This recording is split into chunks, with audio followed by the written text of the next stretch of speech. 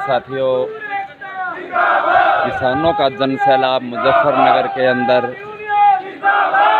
लगातार मोदी सरकार ने ट्रेनों को भी बंद कर दिया है, लेकिन फिर भी किसानों का हौसला है, बुलंद है। ये देख सकते हैं आप, लगातार रेलवे स्टेशन के ऊपर कितनी भीड़ है।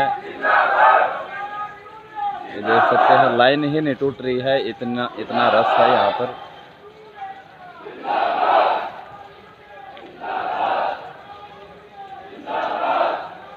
आप सभी साथियों से अपील है, निवेदन है, वीडियो को ज़्यादा से ज़्यादा शेयर कीजिए। जय हिंद, जय भारत, वंदे मातरम। किसान संयुक्त मोर्चा जिंदाबाद।